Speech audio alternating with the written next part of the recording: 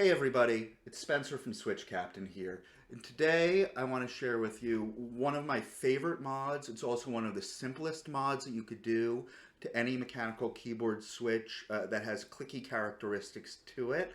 It's called a Jailhouse Blue. So before we get into it, you might love clicky switches. You may have clicky switches. I love how they sound. A lot of people love how they sound. Some people, like, oh, I don't know, your parents, your roommate, your spouses, the entire neighborhood might not like it so much. And sometimes we just kind of, need to back off and say, okay, we're going to make a little bit of a change. And when we want to make a change, we might think to ourselves, I can always come back to clicky switches later, but for now, I'd kind of like to try something tactile. And oh man, wouldn't it be really great if I didn't have to buy an entire, new pack of tactile switches? Wouldn't it be great if I could take my current, clicky switches, for example, these Otomu box blues that we have right here, and turn them into tactile switches? That sounds like magic, I know, but I promise you, it is more science and a little bit of art, I suppose, than magic. And that's what we're going to show you how to do today with a Jailhouse mod. Jailhouse mods are a really, famous but simple modification that you can make to any clicky switch that has a click jacket in it. That's important because switches that have click bars but not click jackets are not going to work with this mod, and you'll see why as we go on a little bit farther into this demonstration. That means that no Kaiwas like pale blues or jades or box whites are going to work with this, and those are all great clicky switches. And when you want to keep up maybe not just yourself and your parents and your spouse and your dog and the entire city, you can return to those and they'll do the job just fine. They also feel awesome. And although I'm making fun of clicky switches to a degree, I really love those switches personally. But again, any other kind of clicky switch, essentially, these will work with. So today I'm going to take you through tearing one of these down and opening it. We'll go through what each of the parts are, how to take them apart, how to install the mod, and how to end up with not just a tactile switch, but actually one of the better tactile switches, in a lot of people's opinion, that you'll probably ever use. I talk about how this is a really great way to reuse and recycle your blues, but the truth of the matter is that a lot of people will buy blues just for this mod.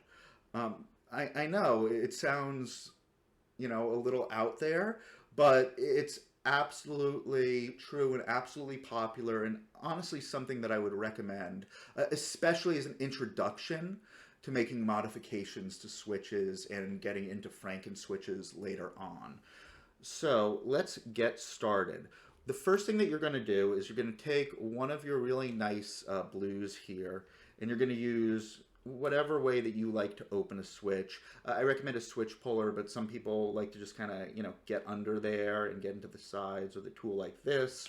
Some people like to rip them off with their teeth, I guess. Not anybody I know, but maybe somebody you do. Anyway, it doesn't really matter because we're going to use a switch puller. So, I'm sorry, not a switch puller. We're going to use a switch opener. Maybe you could use a switch puller, but I digress. So, what we'll do is we'll take this over here. We're going to stick it down just like that. And then we're going to pull this off. This is the top casing over here. We're going to pull off the stem that has the click jacket on it, and there's the click jacket. And so, if you're not sure if your switch has a click jacket, you'll know at this point pretty clearly whether it does or not. Over here, you'll see the spring, and that sort of guides a number of specifications on the switch, including, things such as the weight of it, the springiness of it. It's a spring, obviously, along with, kind of the feel in a number of different ways. Over here, you'll find the leaf The leaf is what the switch is going to sort of click against, as it kind of sends a signal to your keyboard and to the computer, to the internet, and to the entire world. And then over here, you're going to have the bottom casing. But we're not going to touch any of this part of the switch today. We're going to leave it as is, and we're going to concentrate over here on the stem and the click jacket. So you're going to want to actually remove and separate the click jacket from the stem. My biggest tip here is look at the part where it has these little overhangs. Do not try to open it from that side. You will hurt yourself. It's just going to poke you. You're going to want to take the other side, and it should snap off relatively easily if you do that. You're going to put it over there, and then what we're going to do is we're going to take one of these JSpacers here. You can do this with an appropriately sized regular O-ring. I don't recommend it. It's going to be a real pain. You're not going to get exactly the same thing, and it's really just not worth it in my mind. So you're going to take this, and you're going to just take this, you're just going to slide it on there, make sure it's nice and tight, and then you're going to replace the switch jacket and just make sure that it kind of locks in there. And you'll see, whereas before, this had a little bit of, shifting on it, and it was kind of moving up and down a little bit. Now it really isn't at all. So then what we're going to do is we're going to take it and we're going to put it back into our housing.